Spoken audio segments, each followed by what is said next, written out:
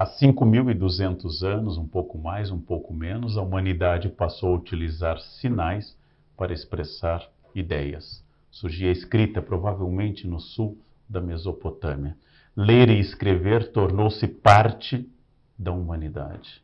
Nós passamos a interagir com o legado do ser humano através da escrita. Não ler e não escrever é uma exclusão poderosa. Exatamente sobre isso que nós precisamos aprofundar, afinal, qual a magia, qual o segredo, quais são as fontes e as possibilidades da capacidade de ler grandes obras literárias.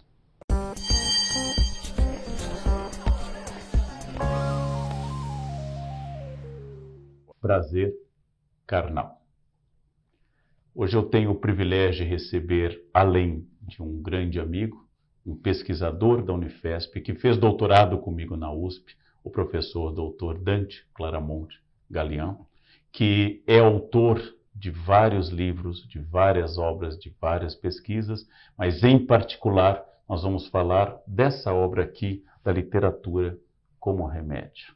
E nós vamos discutir especialmente quais são as funções, utilidades e recursos da leitura. O Dante é também fundador da Casa Arca. Dante, muito bem-vindo, muito obrigado. Eu que agradeço, Leandro. É um grande prazer carnal estar aqui com você. E intelectual também. Então, Dante, o que é hoje para você e como funciona a Casa Arca? Ela surgiu como um desdobramento, como um transbordar, digamos assim, de uma atividade que começa na universidade, de maneira particular na minha atividade enquanto professor na Escola de Medicina, diante do desafio de humanizar, de formar de maneira humanística os nossos futuros médicos, eu comecei a perceber este poder extraordinário que a literatura tem, essa capacidade de mobilização e efetiva humanização, que redunda nas atitudes, que redunda na maneira de olhar o mundo, olhar o outro. E aí eu comecei a perceber que isso não podia ficar estrito ao campo médico. A gente tem atualmente 4, 5 grupos de laboratório de leitura em horários e dias da semana alternados, onde a gente discute as grandes obras da literatura universal. Você tem uma experiência muito densa, muito profunda, que acho que é bastante específica para isso. Você é professor, você é também pai de uma numerosa família. Sim. E você é um profissional à frente da Casa Arca, ou seja, com profissionais liberais, com os próprios filhos e com os alunos. Como você responde à questão que a gente mais ouve de jovens? Eu não gosto de ler, especialmente eu não gosto de ler esses livros, essa literatura que nos apresentam na escola. A gente tem que começar respeitando o fato das pessoas não gostarem. O que a gente tem que entender é por que elas não gostam. A leitura é uma coisa que exige esforço, é uma continuidade, a ciência. Mas eu acho que o gosto, como dizia Montesquieu, é capaz de ser formado. Senão a gente estaria até hoje tomando Toddy batido, né? E não um vinho francês. E para isso você tem que criar experiências que sejam prazerosas, experiências que mostrem que algo que ao mesmo tempo seja difícil, que no primeiro momento seja um pouco amargo, né? Como a gente vai tomar vinho pela primeira vez e acha, ai, que coisa horrível, que coisa amarga, assim por diante, e depois tem um problema que a gente não consegue mais parar, né? A primeira questão para mim nessa experiência com a literatura é justamente a experiência estética, do radical grego que a palavra traz, do aestesis, né? Que é contrário daquilo que todos os outros professores ensinam para os meus alunos, que é anestesiar. O meu papel na Escola Paulista é exatamente o contrário, é anestesiar, é despertar. E a literatura é um grande despertador. O que eu posso esperar de um texto clássico? O conhecimento do humano. Clássico não é clássico por acaso, né? A gente continua lendo Hamlet, ou continua lendo Quixote, ou continua lendo Homero, 2.800 anos depois. Não é porque eles têm boa assessoria de marketing. É porque, efetivamente, alguma coisa nessas histórias faz com que elas permaneçam. Está ligada, fundamentalmente, à capacidade de traduzir o que é a experiência humana. E, na medida em que você vai fazendo essa experiência de encontro com o humano, é um encontro consigo mesmo. Pensando nas pessoas que apenas veem textos do Twitter, que mandam mensagens, se acostumaram a pensar em poucos caracteres. Como é que eu enfrento, por exemplo, essas longas digressões, como Auerbach, por exemplo, tratou da cicatriz de Ulisses, em que a ama, ao lavar a sua cicatriz, quase no penúltimo canto da Odisseia, a ama faz toda a rememoração de como aquela cicatriz foi produzida.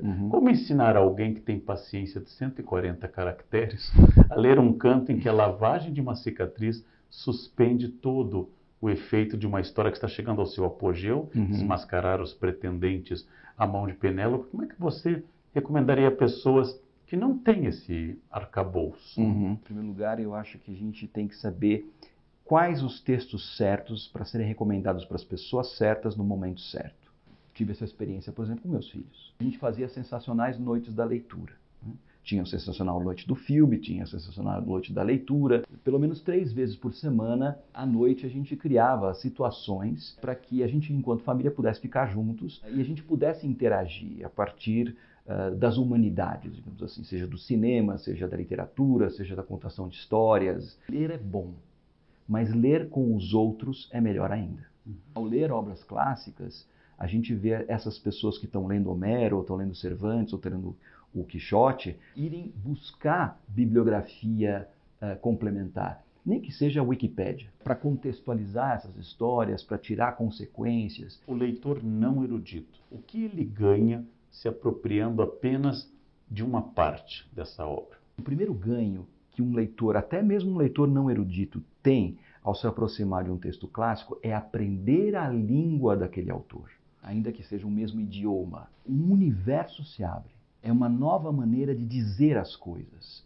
E muitas vezes coisas que estavam ocultas para nós.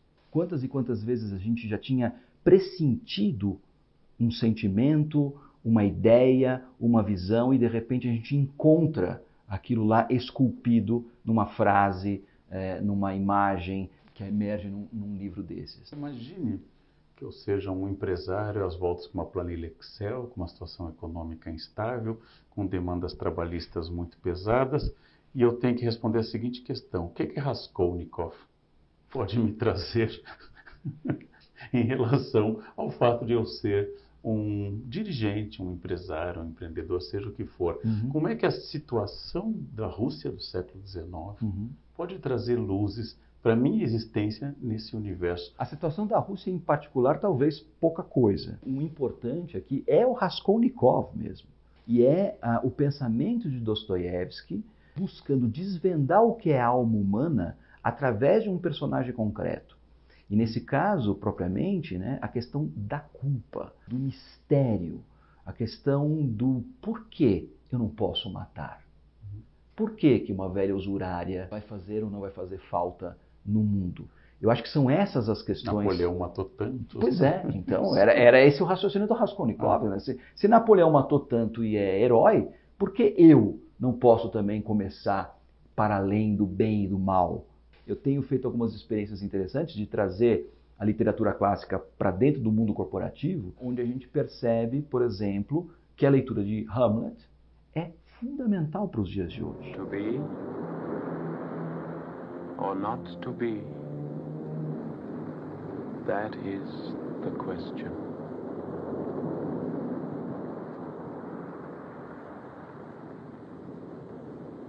Whether it is nobler in the mind to suffer the slings and arrows of outrageous fortune. O problema de Hamlet é um problema de decisão. E hoje você tem toda uma sofisticação algorítmica para definir a tomada de decisão, por exemplo, no mercado financeiro ou numa questão econômica.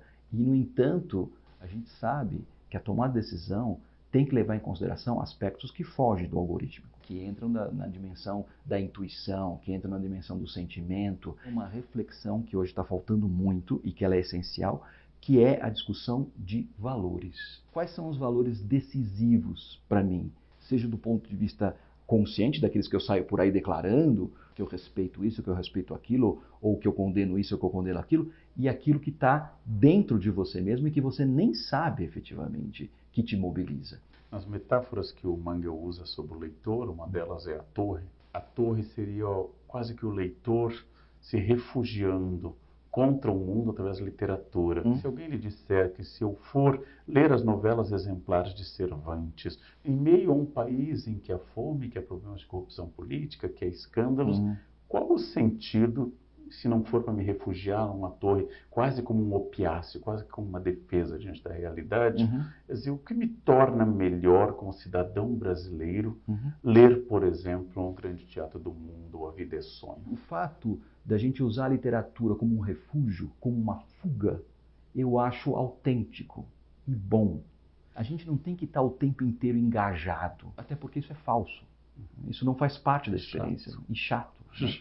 Quando a gente vai para a literatura, né, em certa medida, a gente vai numa experiência de divertimento, te descola da realidade cotidiana, dessa experiência um pouco enfadonha que é viver a vida no seu dia a dia, né? Você entra numa outra temporalidade, você entra numa outra espacialidade, né? Quando você vai, por exemplo, para uma Espanha da época do Siglo de Ouro, né? Mas ao entrar dentro desse universo, sem perceber, você está fazendo um movimento de conversão. Você começa a se descobrir naquilo lá. O Harold Bloom diz que nós não encontraremos ao longo da vida tantas pessoas interessantes como tem na literatura. É verdade. Então é um recurso bom, ao invés de você ficar dizendo, oi, você está aí? Tô, kkkk, lol, rs, vem para cá, imagem.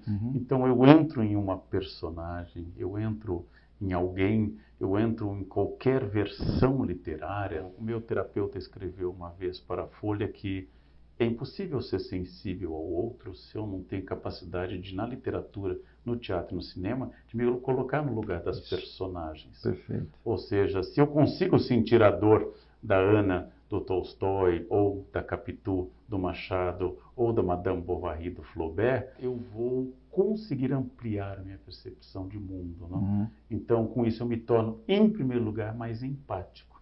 E com uma maior capacidade, usando um conceito quase religioso, de compaixão, de sentir junto com os outros. Não? A sua experiência na Casa Arca, com pessoas tão diferentes, jovens, empresários, profissionais liberais, pessoas muito variadas, com variadas formações.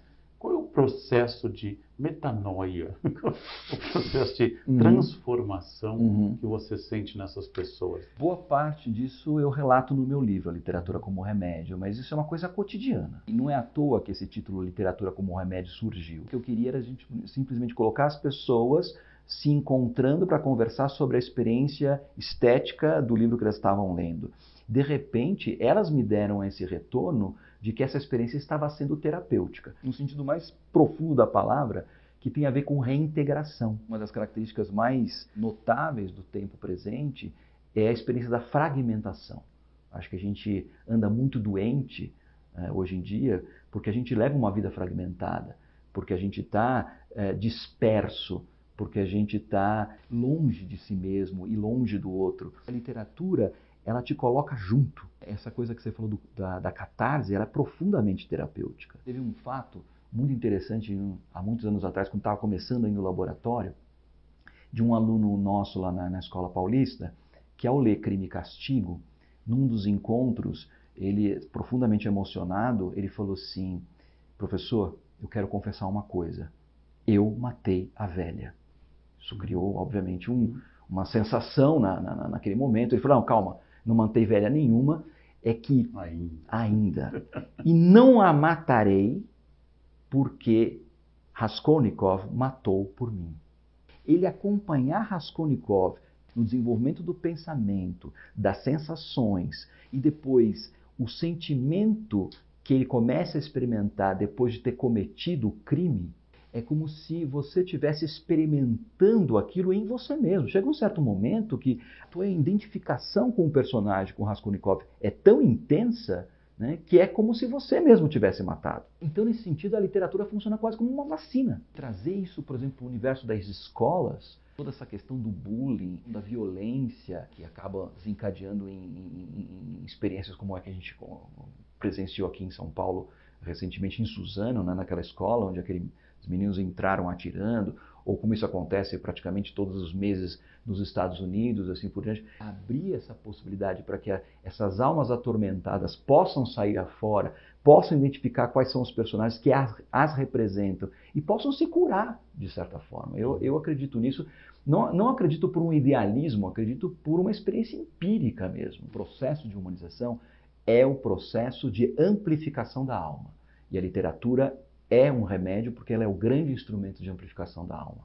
Por onde começar? Se eu quero estimular a leitura de filhos, se eu quero estimular a leitura em família, quais são as obras fáceis? A gente tem que começar por aquilo que mais nos apetece, aquilo que mais nos corresponde. Nesse sentido, eu não tenho preconceito nenhum.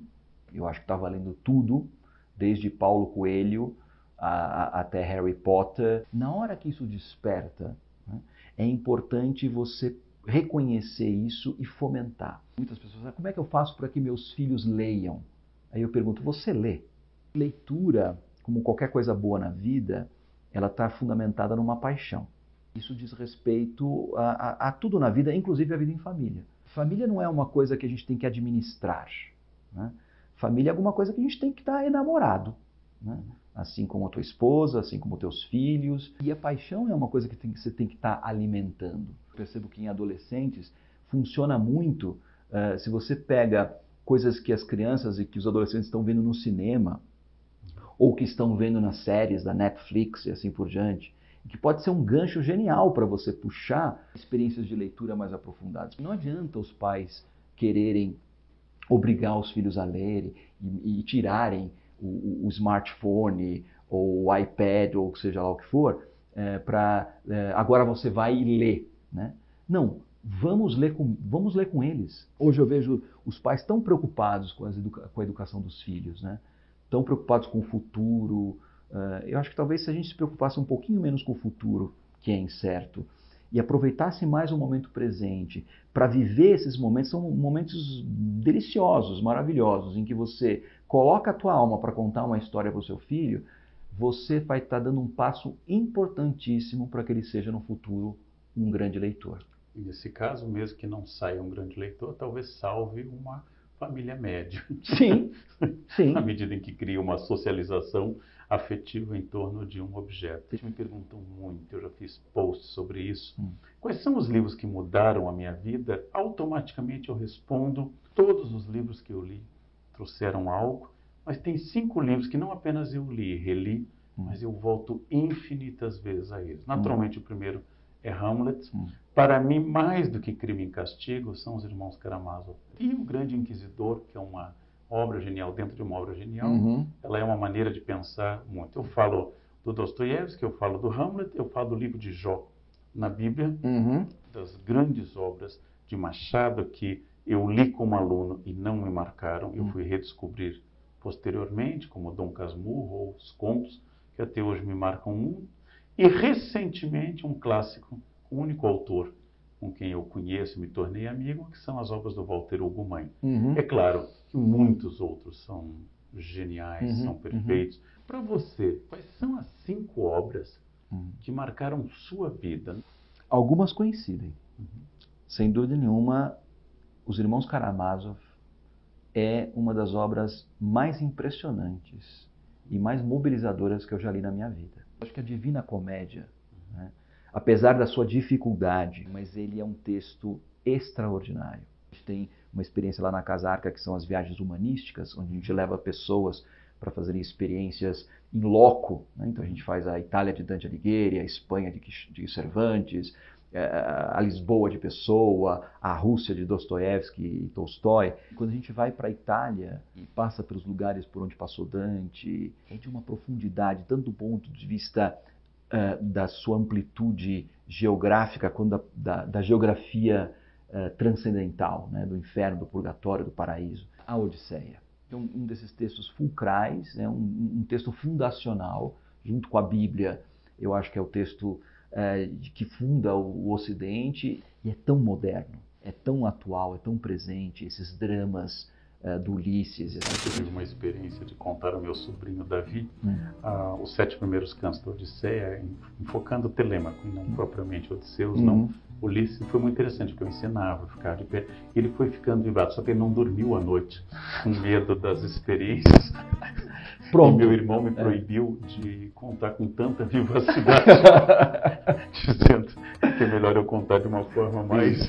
E nem chegamos, de fato, a analisar Polifemo, e nem gente sendo comida, cabeça arrancada. Hamlet, sem dúvida nenhuma, das obras do Shakespeare é a que eu mais gosto. E a quinta obra, se é para limitar em 5, né, também poderia ser 500, 50, um texto muito marcante para mim, Grande Sertão Veredas, do João Guimarães Rosa. Voltamos à metáfora do Bauman de um mundo líquido, um mundo onde as coisas se transformam, um mundo onde, como diz o historiador israelense Yuval Harari, eu não sei o que ensinar à próxima geração. Um mundo onde o grande filósofo coreano-alemão Han escreve na Sociedade do Cansaço que hoje nossa sociedade não se defende mais de um vírus externo, mas de um excesso de positividade.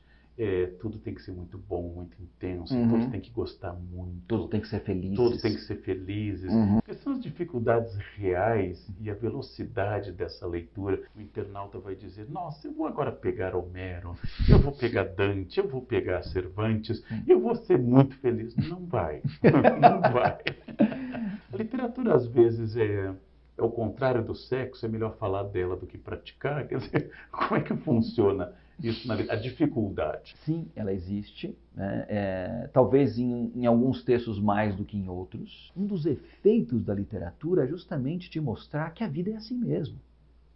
Que a vida é feita de altos e baixos, de conquistas e frustrações, de momentos felizes, de momentos dramáticos, de ganhos e perdas. O grande remédio da literatura é nos tirar dessa banalidade da existência, dessa mediocridade que é quase um imperativo da existência humana. Sem dúvida. Eu acho que essa banalidade tem como efeito a desumanização. Né? É o querer, talvez, projetar na vida humana aquilo que a gente só encontra na perspectiva das máquinas que nós criamos, onde tudo funciona perfeitamente, onde tudo é funcional. Só que nós, seres humanos, somos assim, nós somos complicados. Nós somos disfuncionais. Fale por você, eu sou super fácil, eu sou uma pessoa linear. Todo mundo diz que eu sou facílimo, só que não. Eu te conheço, de longa data. Eu gosto de uma frase que está justamente nos Irmãos Karamazov, quando o Dmitri, o Mitya, está conversando com Alyosha, e o Dmitri fala para ele assim, Alyosha, o ser humano é muito vasto. Se eu fosse criar de novo, eu teria cuidado um pouquinho mais estreito. Eu acho que é um pouco isso, né? Quer dizer, a gente está querendo recriar o humano, né? Essa coisa um pouco do hiper-humano, do ultra-humano. Está aí a banalidade. A experiência humana, ela é trágica sim, ela é difícil sim, mas ela é maravilhosa. Todos esses sintomas que são característicos da modernidade, a depressão, né? A ansiedade, o pânico, o burnout, são consequências dessa negação do humano. Uma das coisas que mais me preocupa é a falência da imaginação. Essa questão da soberania do smartphone, dos vídeos e assim por diante, eu percebo as pessoas já não mais contando histórias, elas mostram histórias. Eu tenho feito um exercício de, não me mostre, me conte o que está aí. E aí a pessoa fica travada durante um tempo, porque exige um grau de interpretação daquilo que ela está vendo que as pessoas estão perdendo. Vai chegar um certo momento em que você já não vai ser mais capaz de processar as imagens e as informações por você mesmo, sendo que elas já se encontram todas prontas no teu smartphone. Eu não sou contra a tecnologia, não acho maravilhoso, mas esse exagero no sentido disso invadir e substituir outras competências, outras habilidades do humano, que eu acho que é complicado. Para encerrar, olhando para a câmera quando você tem que dar aquele conselho lacrador, aquele conselho para mitar na internet, aquele que a gente vai recortar e fazer a sua fama crescer ainda, para virar um meme, né? Ler. Afinal, se presta para quê? Ler é se descobrir. Ler é conhecer você mesmo. E, nesse sentido, se autorrealizar. Bem, tivemos prazer de conversar com Dante Claramonte Galian, que é o autor desse extraordinário livro. A maior resistência que existe no mundo é a leitura. Quem lê se transforma e transforma as pessoas. Não ler é uma patologia. Não gosto de texto grande, então vamos analisar um haikai. Se eu tivesse que dar um conselho literário ao Dostoiévski, que é imortal sem o meu conselho, e eu vou desaparecer no pó em breve, eu diria, tenta dar um nome para personagem e fica com ele até o final. Não chama pelo apelido, pelo meio do apelido, pelo nome de batismo, depois pelo nome combinado de batismo com apelido, porque é russo, meu filho.